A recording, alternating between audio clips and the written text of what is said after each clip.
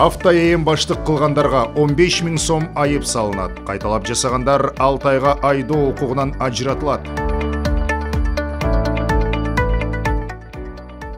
Айдоочу жол кырсыгы болгон жерден кетип калса, бирок аракетинде кылмыштын курамы жок болсо, айдоочулук күбөлүгүнөн 6 айга ажыратылат.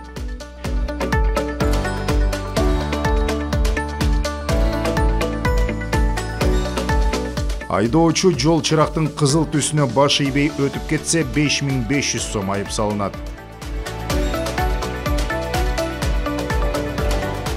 Белгиленген ылдамдыктан саатына 40 чакырым сааттан көп эмес, бирок 60 чакырым сааттан көп эмес ашкандарга 7,5 миң сом, ал эми белгиленген ылдамдыктан 60 чакырым сааттан көп ашкандарга 15 000 сом айып салынат. Каршы тилкеге чыгып айдаган учурда 15 000 сом айып салынат. Жасалма номер менен унаа айдагандар үчүн 20 000 сом, кайталап мыйзам бузса 1 жылга айдоочулук күбөлүгүнөн ажыратылат. Мас абалында унаа башкаргандар 1 жылга унаа башкаруу укугунан ажыратылат. Ал эми экинчи рет кайталанганда 3 жылга унаа башкаруу укугунан ажыратылат.